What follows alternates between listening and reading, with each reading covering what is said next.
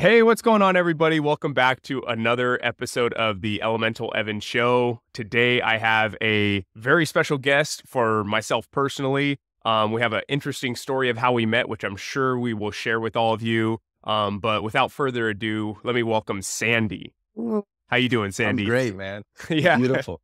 It's raining outside. I feel good, and it's so nice to see you. it's so nice to see you as well. I think in a lot of ways, this is kind of like just a good excuse for me to have a nice little video chat with you. Yeah. But And you want to tell people how we met? yeah. Yeah. So, well, let me go ahead and run some rapid fire questions. And then I think that's going to be the first topic we'll probably have to hit Beautiful. on. So, first off, let me just ask, where are you from, Sandy? I grew up in Kansas, right Awesome. outside of Kansas City in a place called Olathe. Olathe. Yeah. And we'll get more into why I was like totally blown away by that whole fact. Okay. And then where are you currently living at the moment? Bali, Indonesia. Paradise. Bali, Indonesia. It's a beautiful place. Yeah, definitely need to come up and visit you sometime. But I'm happy you're enjoying the area. Man, we got a 2-bedroom place just for you. Come visit. I mean, dude, with you telling me that, like, I have no excuse not to come, you know? Come, brother. Okay, let's do it. I want to ask you, what's a favorite quote of yours? Ooh. Put me on the spot. I think I immediately gravitate towards Bob Marley quotes because he's had such a huge impact on my life since such a young child. But I would say the quote that I like most is emancipate yourself from mental slavery. None but ourselves can free our minds. You know, because I feel like in these times we're so like enslaved by our mind and our thinking and conditionings. So yeah, basically break free, you know, learn to think for yourselves and realize that we're these sovereign beings, you know, with the free way to think. Yeah. Yeah. No, I think that's definitely one of his best quotes, but also emancipate yourself from mental slavery.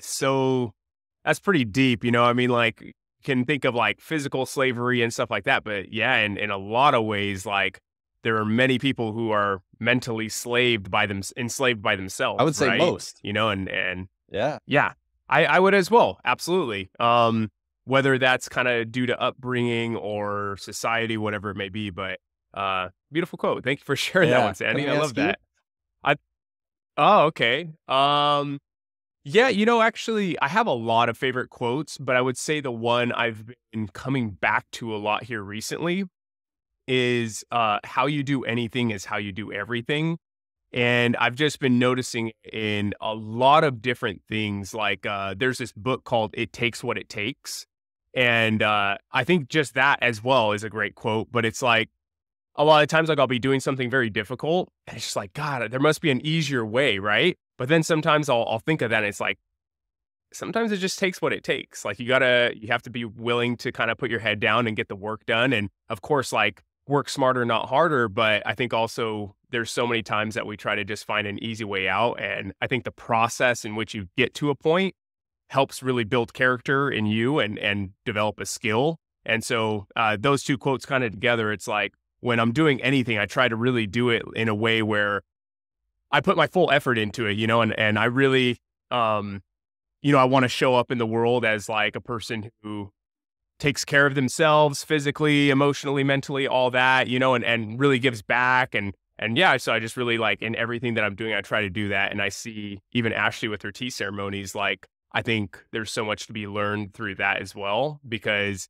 even with just the movements and the actions of the hands, you know, it's like you have to be very kind of like not direct, but you can't overthink. Like, you have to just do, you know, and yeah, I think it creates a lot of like, it's on a small version. It's a good way to see like, okay, the way you serve tea can even show up in other ways in your life. You know what I mean? If you're not like fully present and aware, you might clink stuff and spill. And so it's like you have to be very aware, very present in all your actions. Right. That's what I was going to bring up. Long-winded answer. Yeah, and it really just comes back to the breath as well. When you want to be present with something, when you really want to take in the moment, you could just take, You don't even have to consciously breathe, but just be aware of it. And it's like, when you're watching a beautiful sunset, maybe instead of whipping out your phone and taking a picture, first you can, come back to the breath and really take in the moment. And like when you said serving tea, take in the moment, breathe. So that's why breath is so important to me. Dude, so I mean, I was kind of going to ask you something on that on the last question, but being that you've kind of gone to that, which is so good, is yeah, like I think what's so amazing about breath is just that, like exactly what you said, of all things that you can do, if you really want to feel present in that moment, then take a very conscious and deep breath. And like you're going to have no other option but to be very present, because literally you're focusing on the moment and like the action of that moment, right? Like, yeah. And what's important to add to pretty that simple, is, but good. In that big breath is to make sure it's through your lower diaphragm, belly breathing, not a big breath from the chest. I mean, I guess you can, but to really come back to the moment, breathe in beautifully from the belly and let it out smoothly. That's important as well. Right. I mean, yeah, to activate that parasympathetic state and everything. And yeah, because we're kind of stuck in the sympathetic state all day, with this shallow chest breathing, and that's why like breath work is so cool, because it's like a short amount of time that we can stress our body and activate the sympathetic. And then, through the rest of the day, breathe through your nose, as I'm sure you've spoken a lot on. Breathe through the nose, calmly and slowly through the belly.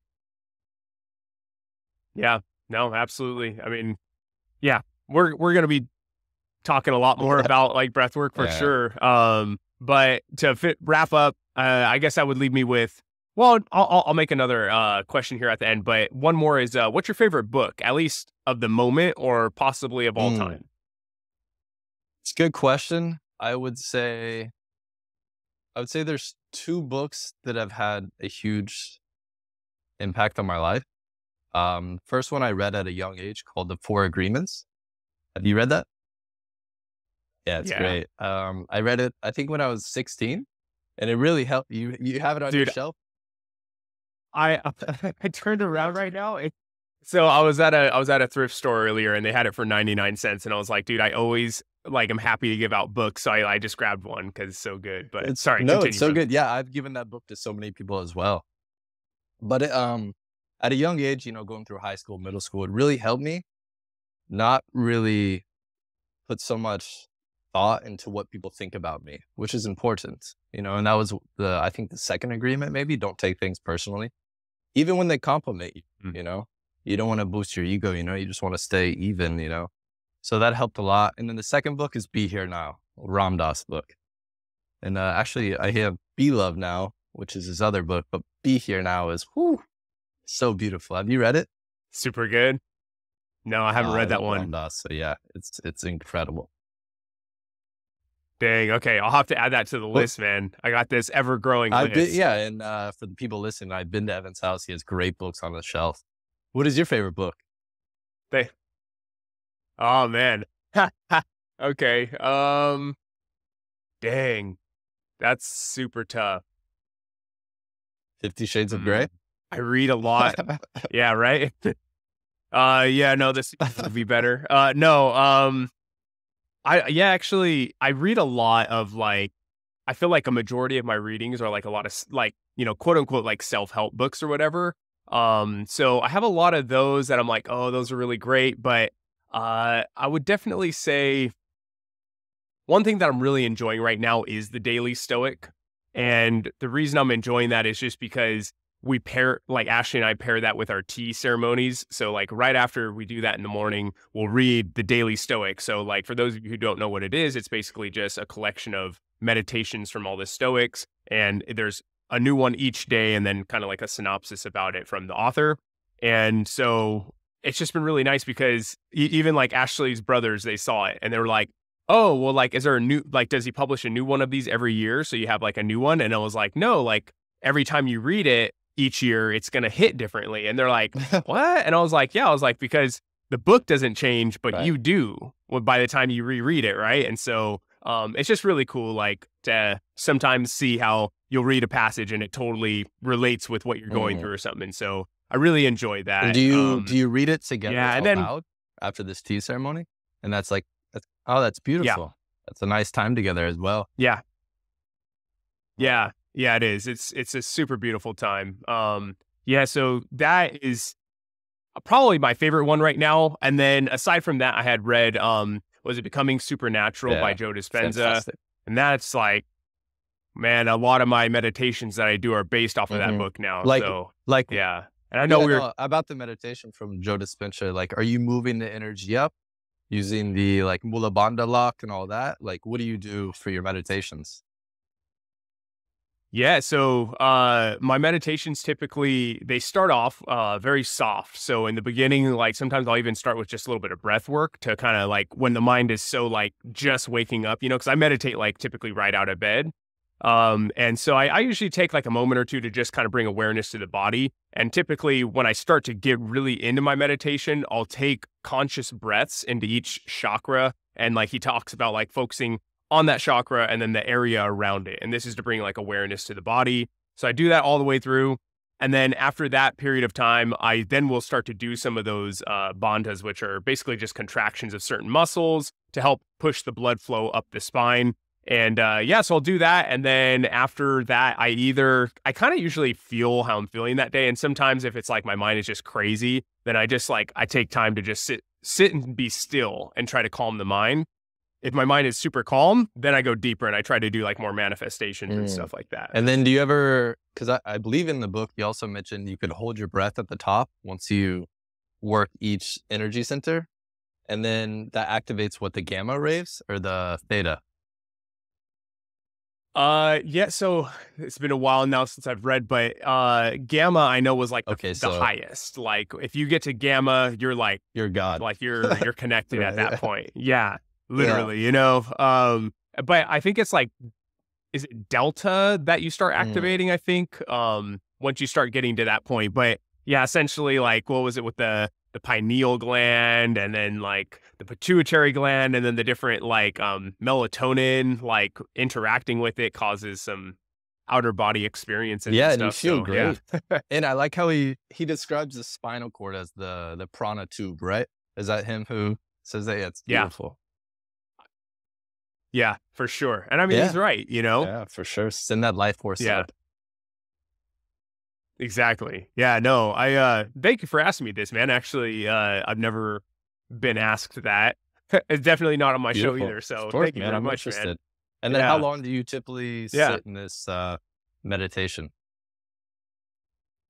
Yeah, they last on average, I would say no less than 25 minutes, and then I probably don't go anywhere over 45 minutes. Right. Around Okay. there. I recently went to have you ever done active meditation? I don't know if I have. Well, like explain active meditation because I was taught a form of meditation in yoga, but he never really gave me the terminology. So explain it's to me. based on Osho's teaching. The Indian guru. Okay. We actually ran into this Indian meditation teacher by chance at a cafe a week ago, and he actually came to Bali to teach this active meditation because he was blessed by Osho as a baby.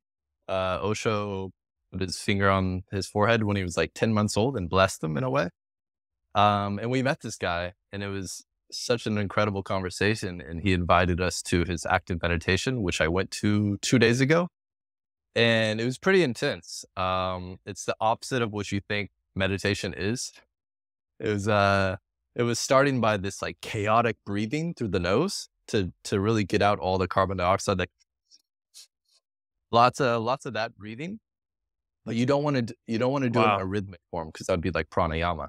You want to be very chaotic, like it was crazy. I was in this room with these people, we were breathing as hard as we could, moving our body, getting all the CO2 out, and that's the first step. And the second step was we started like out through the mouth, even more carbon dioxide, kind of like yelling in a way, activating the lower chakras, like. It was crazy to be in this environment. Yeah. Really expelling more CO2, and you start to feel a bit different, of course. At a physiological level, you have no CO2. But and then after that, everyone raises their hand and we ground down.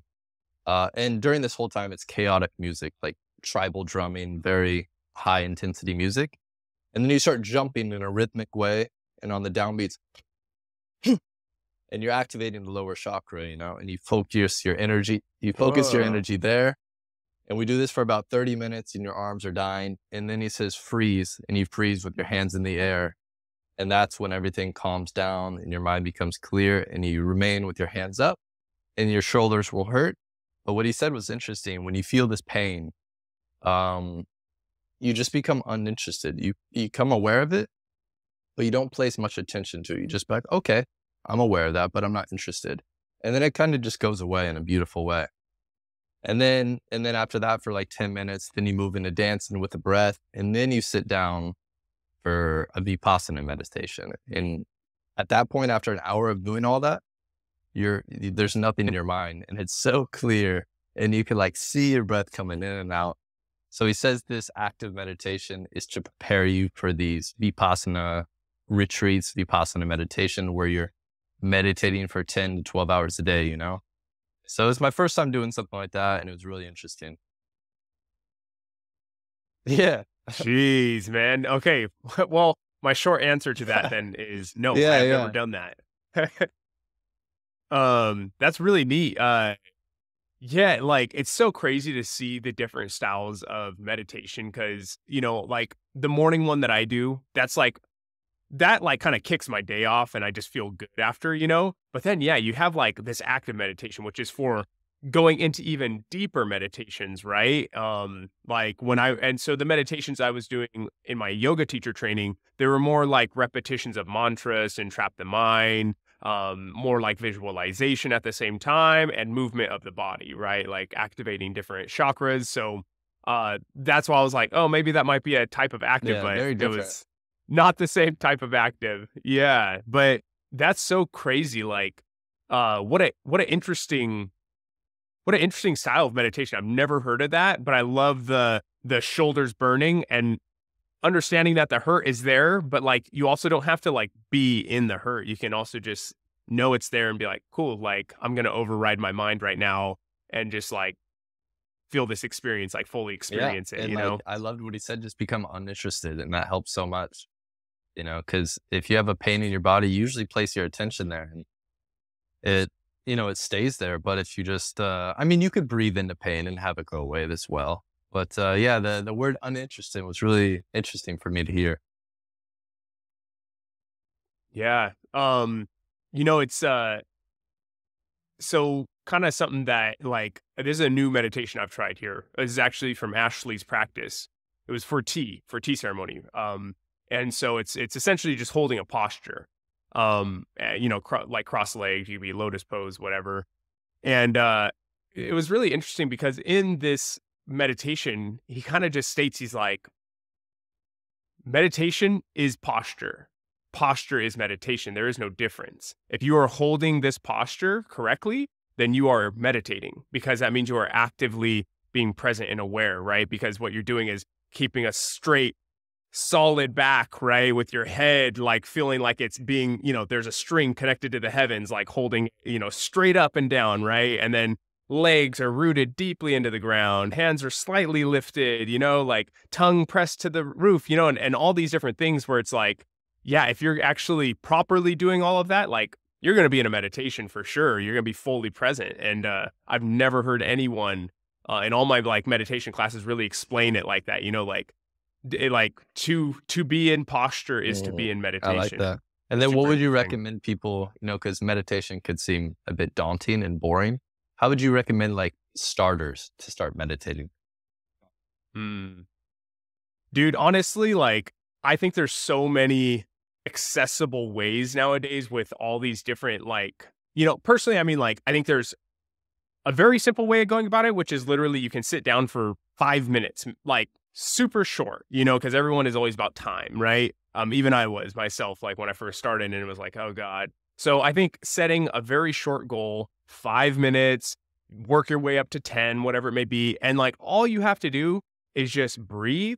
And like, if thoughts start arising, just like understand that they're there and just kind of let them go and try your best to really like clear your mind and feel present. I find that's usually one of the easiest for people to do, or even maybe do a physical exercise like yoga, and then go ahead and have your shavasana. And typically your mind's much more clear. Um, yeah, I think those are pretty good routes. And then there's like Headspace and all these different applications that have really great beginner stuff, you know, and I think they're awesome ways to get into it. Really, whatever Yeah, it's gets you beautiful. into And it, like you you know? said, it just like, it starts with really just sitting down, closing your eyes, you know, because we're having these stimulating things all around us, our phone, our TV, people talking. So it's like, how often do we just sit down, close our eyes, and just take a break for a bit? And like you said, just 5 minutes, you know, it can really have a big impact on your life. It's easy. We all have 5 minutes. Come on. Yeah. Right. No, you're 100% right. And actually to that point as well, one of the people I interviewed who also does tea ceremonies pointed out a really good thing, and that is that tea ceremonies are a great way to introduce people into meditation because you're going for a purpose, which people, when they think of meditation, like, oh, I'm alone with my thoughts, it's more daunting, like, you know, typically. But when you're going for a purpose, oh, I'm going to drink tea and like watch the ceremony, even though it's in silence 100% and like everyone's basically in kind of a meditative state, like you don't look at it that way. So that is also a good introduction I to love the meditation, I tea think. ceremony that I went with you. It was so beautiful. Yeah, and Thanks, man. I love doing communal Yeah. experience in silence. I like to talk to people, of course, but it's nice being in silence with people. There's something about it. It's like eating a meal in silence. It helps you be more present on the food and what you're doing instead of just talking and just eating mindlessly, you know? So yeah, there's something about being silent with Yeah. people, which is beautiful. Yeah. I'm so happy you enjoyed that. I mean, I kind of figured you would. Like it's just so beautiful. It's like if you enjoy any kind of meditation, you probably would love it. Even if you don't like meditation, you'll probably love it. But yeah, that was like such a pleasure Yeah, thank having you you so guys out much. and Yeah. sharing that with you guys. Yeah, man. Um oh man, I felt like I had another tangent I was going to go on from there, but real quickly, I wanted to ask you, one of my last questions was what what is your favorite breath work to do? Mhm. So Or do you have yeah, I a don't know if I favorite? have a favorite, but yeah, because there's different kinds. You know, there's the ones like the Wim Hof method where people usually do it for physical benefits. Um, but I like to do more stuff, do more breath work on a spiritual level, which is longer sessions. It's very long, conscious connected breathing. And sometimes it's an hour of conscious connected breathing. And for those who don't know what conscious connected breathing is, it's basically circular breathing. You start breathing from the belly, you move it up to the chest, and you let it out. And you have no pause between the inhale and exhale. You just want to create this unified breath. And then sometimes we do that for an hour nonstop. And then for whatever reason, after doing that for a long time, you enter this like altered state. You tap into your, I don't know, your psyche, your subconscious, and you can really get high and have these insights. You know, you can release trauma. I just really, for me, it's usually just very heart opening. And I usually just cry, you know, I have so much gratitude. I'm not a crier, you know, but in breath work after these long sessions, I have tears of joy and I want to like call my mom after, tell her how much I love her. But in Mexico, when I was living there, I took this class many, many times. I learned a lot from her. Her name is Lily, and it's called psychedelic breath work. And the point is to kind of enter a psychedelic state, meaning get out of your mind and more into your subconscious or into this altered state of consciousness through the breath. And what she incorporates is the conscious connected breathing. Just continue that. And then after maybe 6 minutes of doing that, 7 minutes, we take a big breath hold. And after that, you just blast off into infinity. You know, it's so beautiful. And then we keep doing that for about 25 minutes. And then it's just this guided meditation after, and the whole class is about an hour. So my favorite breath work is called psychedelic breath work. And I think it's only done in Mexico in Tulum by this beautiful teacher. So yeah, I'm more into the longer forms of breath work where I can, you know, have insights, manifest, release stuff.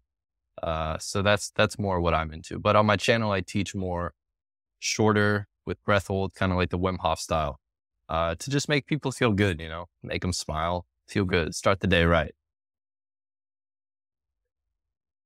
Yeah, no, absolutely. I mean, I've done a few of your videos now, and I think not only do you feel amazing after you're done with the videos, but as well, the production level is insane because the music quality and then also like just your voice. I don't know how you do the production level of it, but like it comes out very clean and like very not like shouty or anything. Like it's very soft, but like still audible, and Uh, it's perfect, man. I really enjoy the Thank you so classes. much. Yeah, no, a shout out to you and like dude, no, for sure. We'll definitely be posting, any links for your YouTube page and all that on the show notes. But yeah, I really enjoy it. And this, I kind of wanted to ask you. So, for your favorite psychedelic style breathing, so I noticed like you do a belly Hmm. chest Yeah, out breath, right? Typically.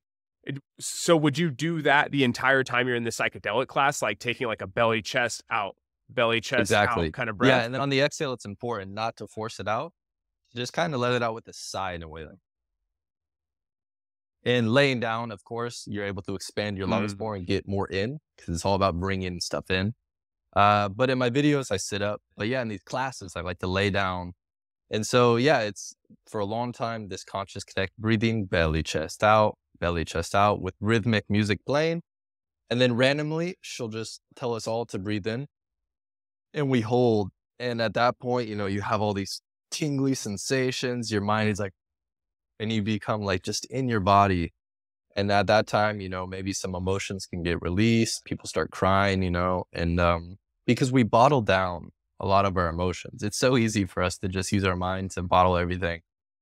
And a lot of us don't realize it. But for some reason, when we do this breath work, it kind of comes up. And the way I like to view it is like this bottle has a cap on it. And the more we breathe, we're bringing in oxygen, filling it up, filling it up, filling it up, filling it up. And at some point, pop, the lid comes off and these emotions release. And which normally wouldn't happen in our day-to-day life, just shallow breathing or stuff. And so from that point, we're able to integrate like why did these emotions come up? And you're able to really like kind of like heal in a way. So yeah, it's quite intense and it's very beautiful. And I'm so glad I'm on this path. No, that's incredible, Sandy.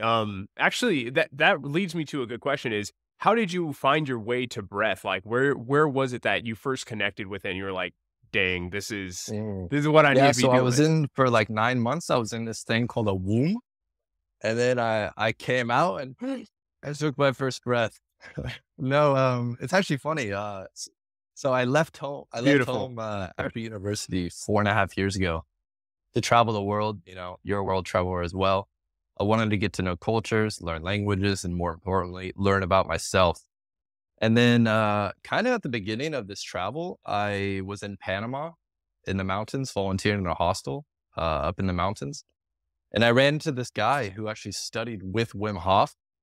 And he invited me up to this cold river on top of the mountain, a little where we could swim. And I knew nothing about breath work.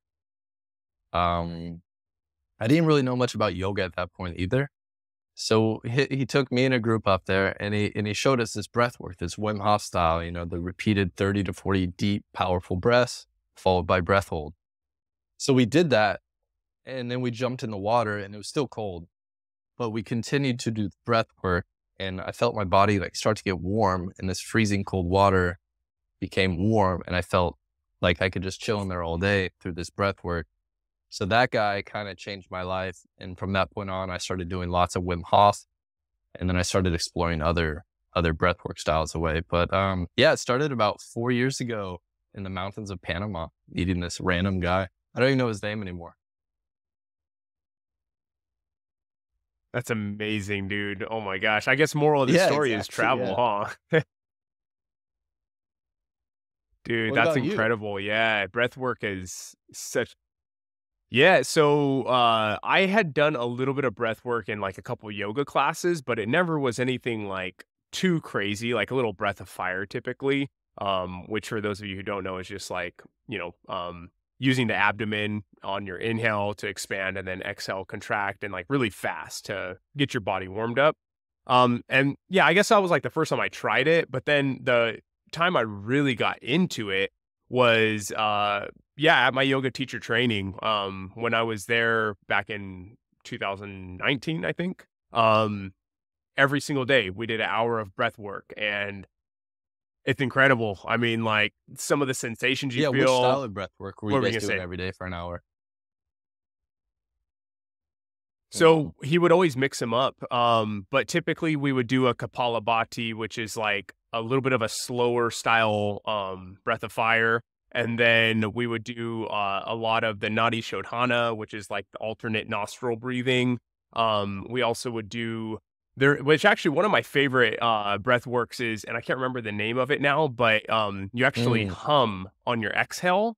And I love those. That's my favorite, that's probably my favorite breath work. And that's just because the effect it has on the parasympathetic nervous system to make you feel just so blissed out and calm is incredible. Yeah, It's really nice. It's for also very sure. Yeah. meditative. Yeah. And like the box breathing, where it's like Yeah. however many seconds in, hold, in a rhythmic way.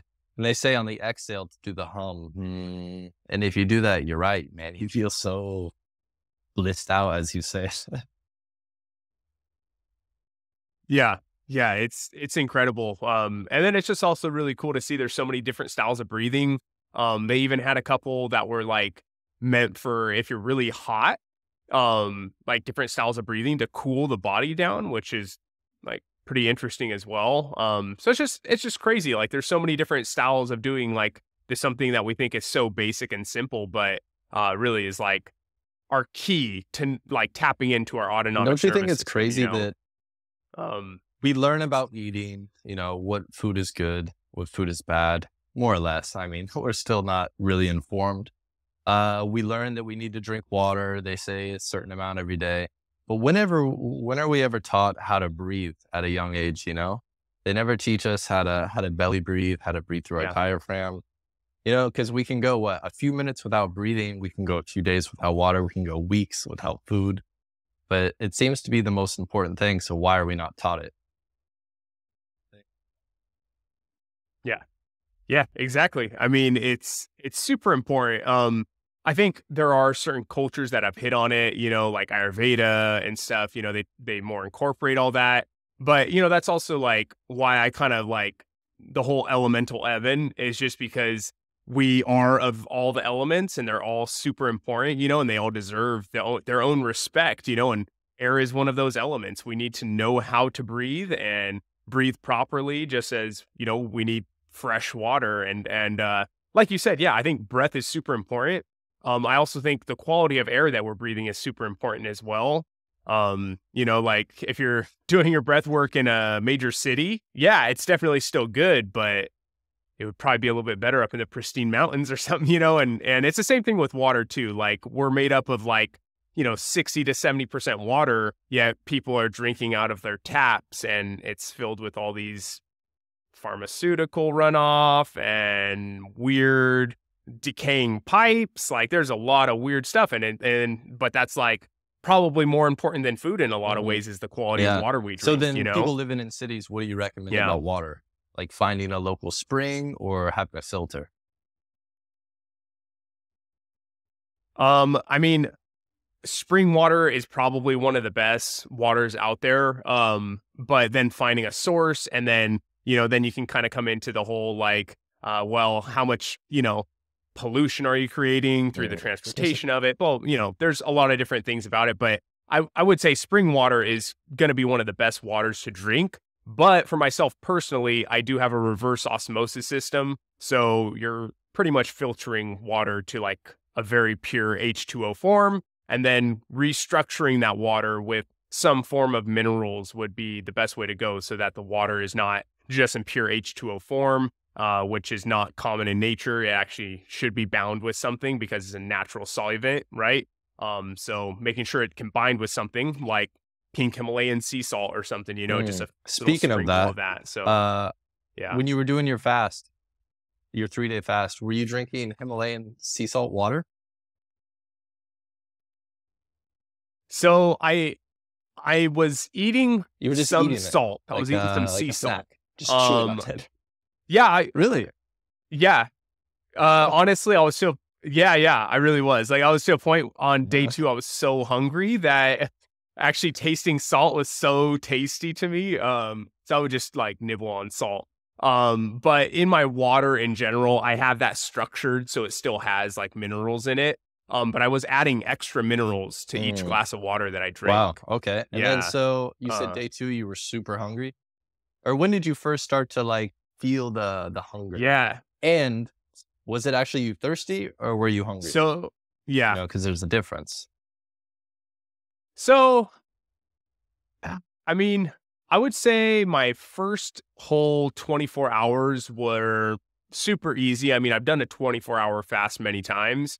But knowing that I was going to be going 3 days kind of like messes with my mind. And so I think I almost felt a little bit hungrier than normal in that first 24 hours. And then day 2 rolled around, and Mm. that was by far the worst day. Like I had a little bit of a headache. I was hungry. Like I was truly envisioning all these different meals. And it wasn't like just like healthy food either. It was like the fattiest food you could possibly think about. And I was able to like feel the texture in my mouth. I could taste it, like it was a little bit torturing, for me.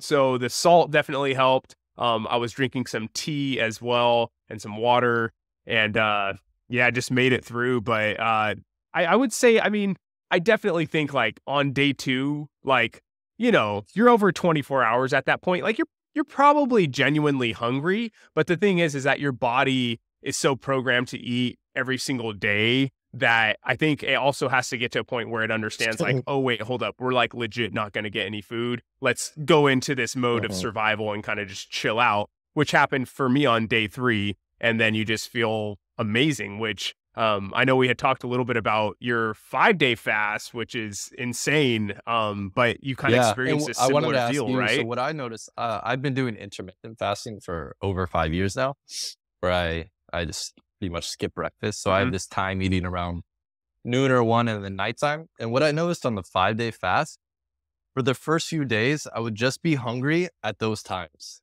Like, it would come around noon, and it would stay there for an hour or so, and then it would go away, and then I would get hungry again around dinner time.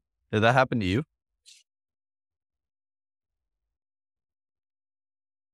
It's funny that you say that now. If I think about it, yeah, that Mhm. because I usually skip breakfast as well. And so breakfast time is usually the easiest for me to get through. And yeah, about like midday into the evening was about where I was getting pretty hungry, which is usually like when I'm eating. Um, yeah, that's pretty interesting to think about. Uh, it's also kind of like it must just have something to do with patterning, but I also know that Dave Asprey talks about they have like certain cell like organisms in our body. Like if you were to go back like millions of years ago, like into the algae forms, like the sun was at its brightest at midday, and that's when they were able to get like the most photosynthesis and stuff. Mm, And so that was like technically their feeding hour. So if you do like one meal a day, supposedly eating around like 2 o'clock or something mm, is like the best time to do it, because historically that's when our, you know, bacteria and stuff would have been most that's accustomed interesting. to like And then receiving you food. said day 2 was your hardest day. For Yeah. me, day 3, and I got to the point I was like, you know how the mind is, it gets in there. And it was like, hey, you've done great. You know, you've done 3 days of fast. You can stop your 5-day fast and just eat, be proud of yourself. So I had those thoughts, but then I just took a long walk, and it was a pretty painful walk because I was so hungry. But when then I got back home, you know, it just resided, and I was fine. And then from that point on, just like you experienced, I felt so good, so much energy, like clear, clean, calm energy, and so much focus as well. Like I was still going to the gym every day, doing like heavy lifting. I was hiking in the mountains because I was living in South Korea at that time. And yeah, it was day 3 for me was difficult. So it's kind of interesting. I've been thinking about this a lot. And so on my day 3, when I started to feel very clear and, my mind was like super clear, and I just felt really, really good.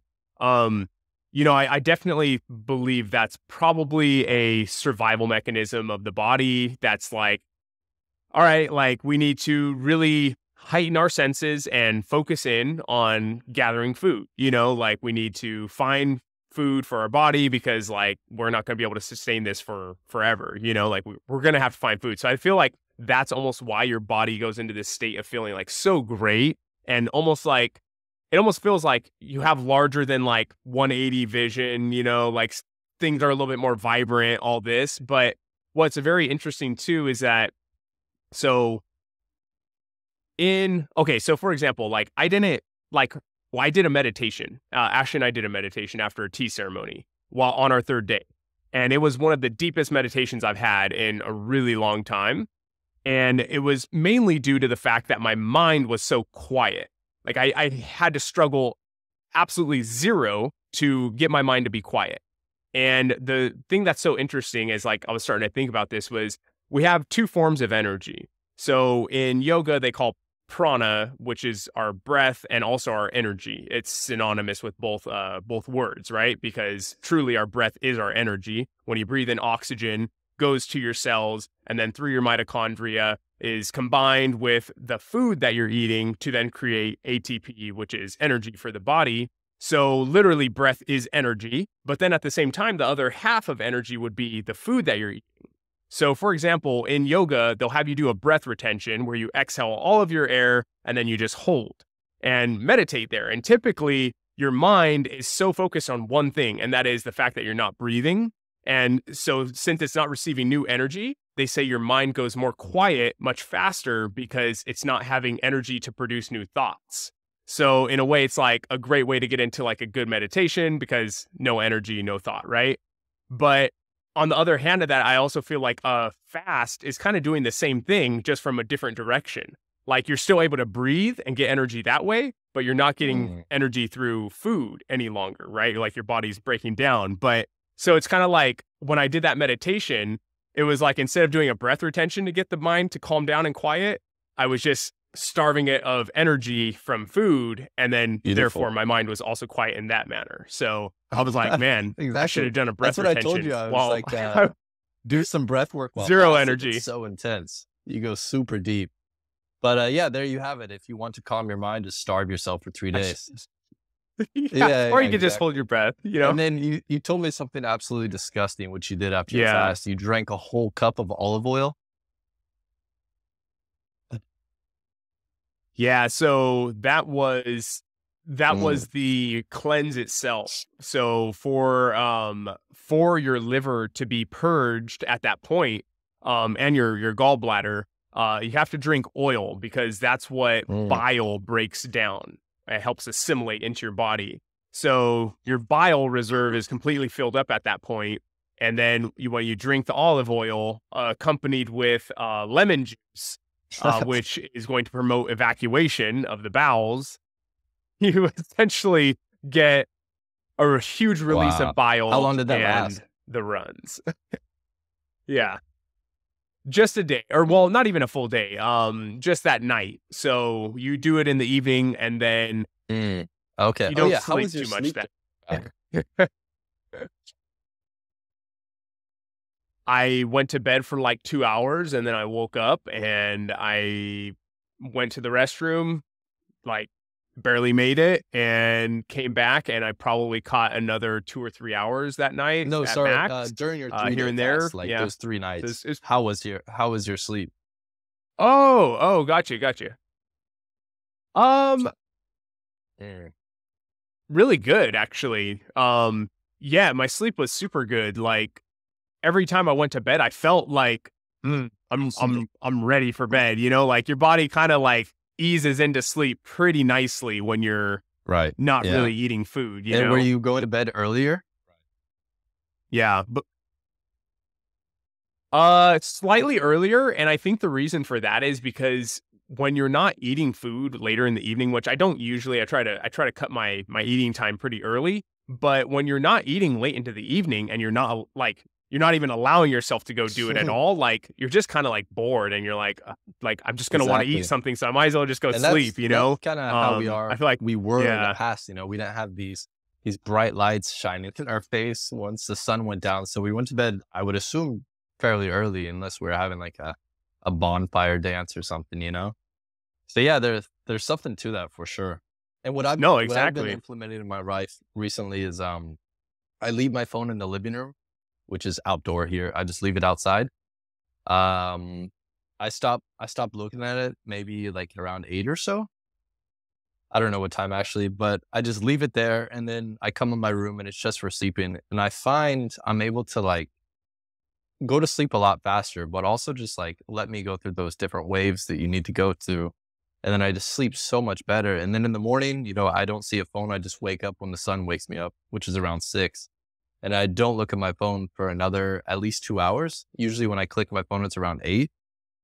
And I feel like everything is so much more quiet. I'm able to journal better, meditate better. It's not better. It's just, for me more clearly. So that's something that I've been doing. It's amazing. Sandy, you're doing the steps For that sure. everybody should be doing, and probably like a fraction of society is doing at this point in time, like for real. And to get killer sleep, like the sleep that our body deserves and needs, like, yeah, that's essentially what you have to do. And I mean, sure, you can go ahead and do the blue light blocking glasses. And to an extent, I feel like, yes, that definitely it will help. Like, no question. But like the best thing you could possibly do is just to remove the source of light in the first place. You know what I mean? And Yeah. the And things if you have the causing all the activity opportunity in the to be brain. woken up by that light as well, the sunlight, of course, instead of like an annoying alarm or some other light, it's also beautiful. And then like, I feel like, once you wake up, you see the sun, you're not looking at your phone. So you're able to like, oh, how do I feel? How did I sleep? You start to be coming into the body. And like what Joe Dispenza says, if you look at your phone right away, connect into your past, you're already forming your past personality. What does he say? Your personality is your personal reality. So if you look at your phone, you're already identifying your past self, and then you're not open to other Yeah. things coming in your life because you've already identified yourself. And that's why he says to meditate, in the morning, so you can expand this consciousness, expand this energy field, and to allow just new things to come into your life. So yeah, I'm sure you do something similar as well. I know you have a nice, beautiful routine. I got to witness because I slept on your couch. Yeah. Yeah, no, I mean, I definitely so I do have my phone in my room, but it's not near me. And then in terms of, yeah, like when I get up, I try not to get on my phone at all.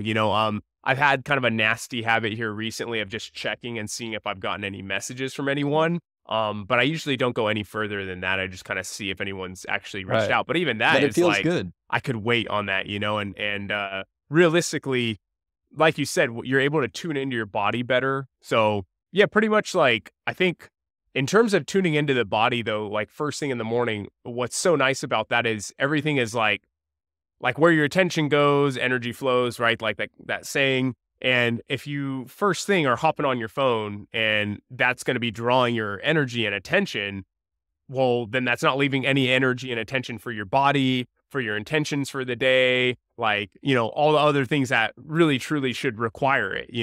And so I think that's just a great practice to have is to not allow that first immediate energy and reactiveness to be drawn out by your phone or, Mhm. whatever kind Exactly. of Yeah. device you have Beautiful. going on. But it's difficult.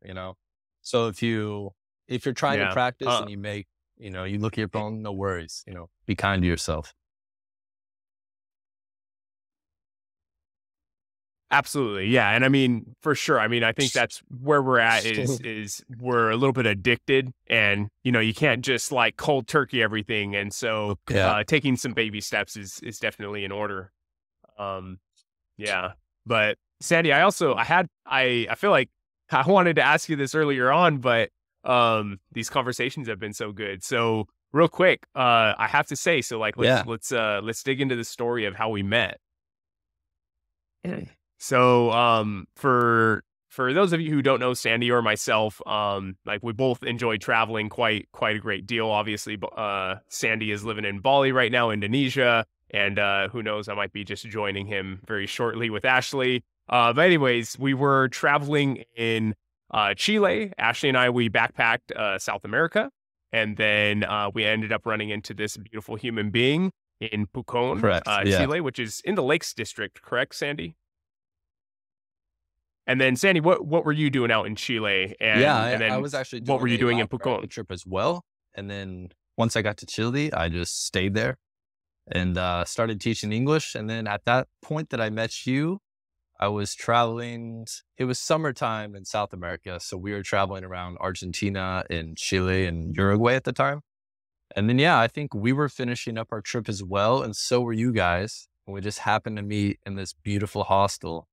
And I think we met speaking Spanish, actually, right? Yeah, so that's what really threw me off is So I saw beautiful. you and yeah, the hostel was incredible, like a really so pretty, just in the wilderness, like a little cabin kind of. And yeah, I think I needed like a pot or a pan or something. And so I in Spanish, like asked you like, oh, are you using that or whatever? And you replied in Spanish, and so we kind of like were talking, and I don't know how we eventually. Oh, I think in Spanish I was like, "Oh, where are you from?" And you're like, "Yeah, I'm from Kansas." And I was It's just such like, a typical reaction. "What?" Yeah. And I Yeah, that love telling totally people threw I'm from me. Kansas. I can,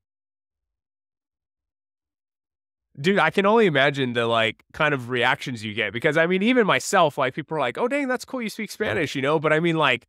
Southern California, like you get more of the like Hispanic kind of influence, but being from Kansas, man, I mean, yeah, that's got to Definitely, throw yeah. like some crazy looks on some And then people's what did we do faces. after we met?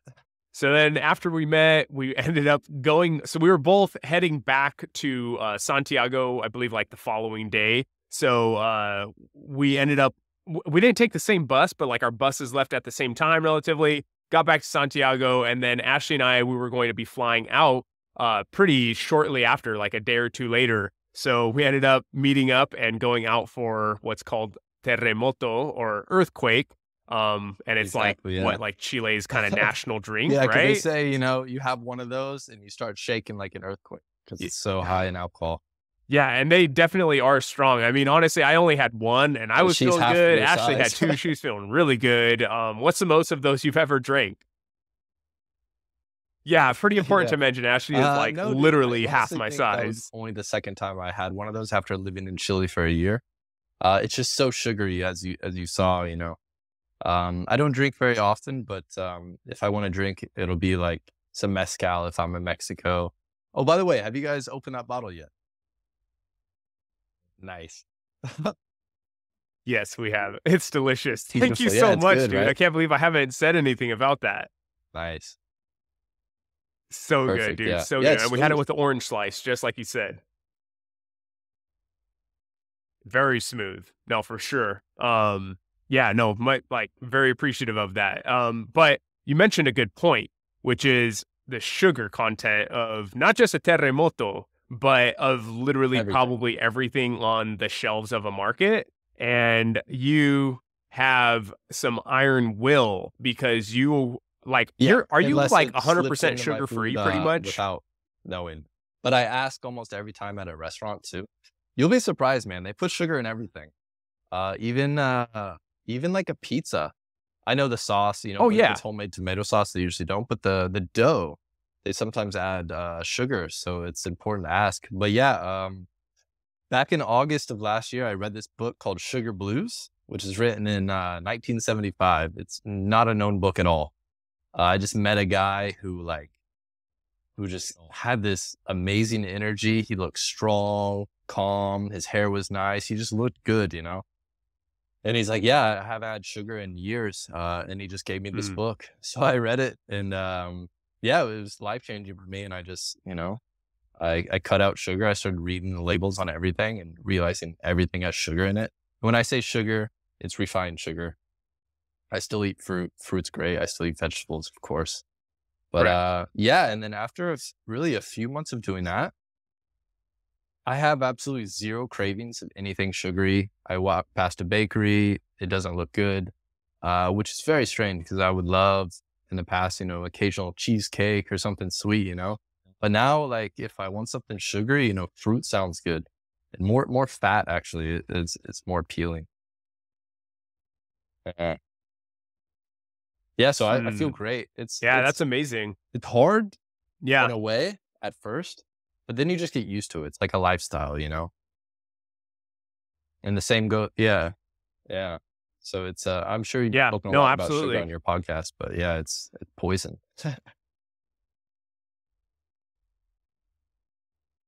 It absolutely is. I mean, the amount of sugar that we are consuming is insane. And I had recently looked up the statistic, but it's something like in added sugar alone, we consume as Americans something like Wow. 78 or 80 pounds of sugar a year per person.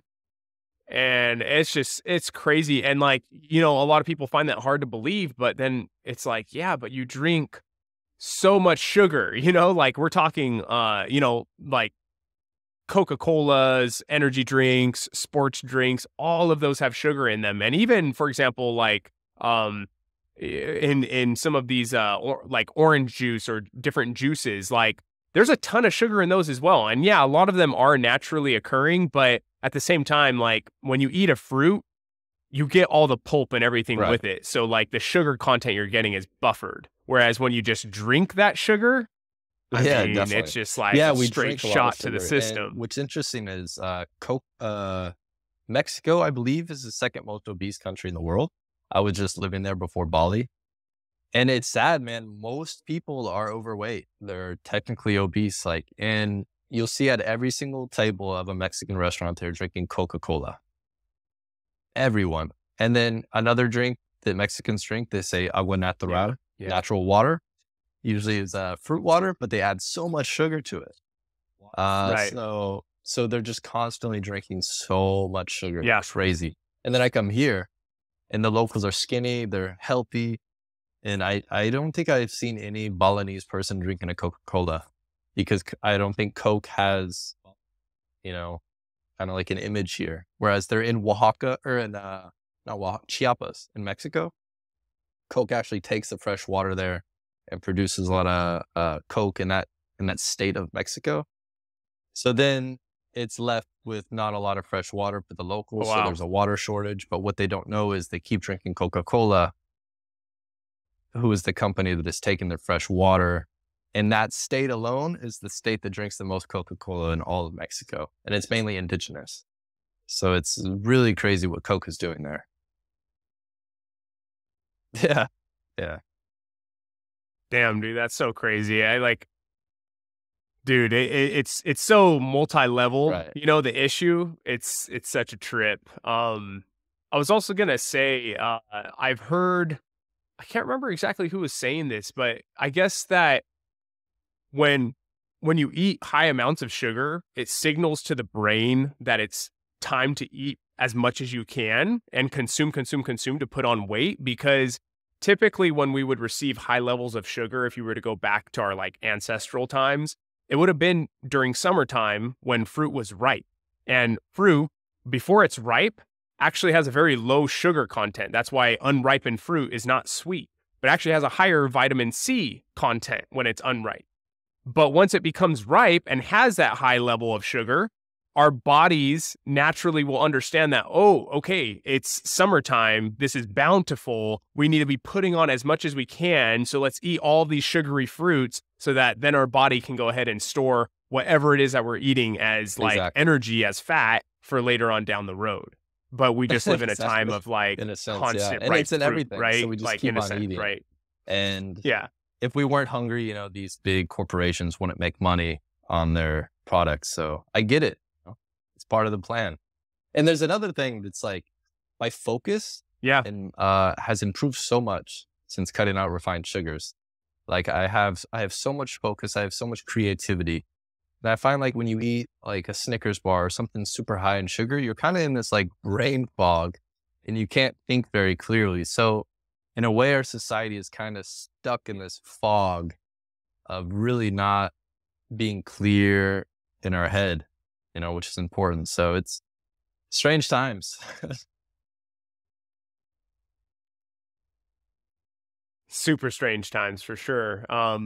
And yeah, you're 100% correct on that. It does create like a type of fog, and like, it's kind of sad because definitely sugar is a form of fuel, for our bodies, but it's like with Right. anything, like too much of anything is a bad thing, you know, and we're eating like way more than like, you know, enough And of for most sugar. things in Like, life, yeah, I'm we're sure you could way out of agree, balance less on is it. more. Less thoughts, less food, less 100%. Dude, less ejaculation, less many things, man. yes, 100%. I think that fast taught me so much about going with less, you know. We don't require as much as we think we need, you know. But yeah, so obviously we have so much more to talk about, Sandy. I think we should definitely have another episode and save some of these incredible topics for later so we give them the time and depth that they deserve. So until then, I'll just let everyone know that we will dive into more topics on things such as semen retention, my experience with it, and Sandy's experience with it. Sandy's actually the one who kind of encouraged me to go for it. So, yeah, you guys can expect to hear some of that on the next episode. And until then, Sandy, please share with everyone how they best can reach you, connect with you, listen to your incredible breathwork videos, which are insane. Obviously, I'll already link that in the show notes, but share it all, man. Yeah, I use Instagram and YouTube, and my YouTube channel is Breathe with Sandy, and my Instagram handle is Breathe with Sandy. Pretty simple. And actually, if anyone's interested in being in an upcoming video, I made an announcement to see if anyone would like to be in my next video to record themselves breathing to my unreleased song. And then I'm going to edit it and have this like worldwide breath work, you know, for peace in a way, to connect us all around the world through the breath. So it's a big project I'm working on. So if anybody's interested, go to my YouTube page and then you could find out more information on that. That's amazing, Sandy. Dude, I'm gonna go check that out as well, Yeah, actually. please be in it, man. You and Ashley. Yeah, that'd be awesome. Yeah, that'd be beautiful. I'd love that. Cool. Cool. Okay, so yeah, so you guys already know, Instagram to meet up, or not to meet up, but to connect with Sandy. And yes, please go to his YouTube. I'll link both of these, so you can go check out his amazing videos. And we'll definitely be having you back on, Sandy. You're such an incredible human being, dude. I'm so thankful to be able to have these conversations with you, man. Likewise, brother. Thank you so much. Yeah, no, thank you. And for all of you out there listening, you guys know the motto: do everything with good intentions, connect to your elements. And do you want to add anything to that, Sandy? Beautifully said. No, I love it. Okay. All right. Maybe connect with the remember to breathe and remember to laugh. There you go. Much love, man. Have a great Peace. one, brother. Peace.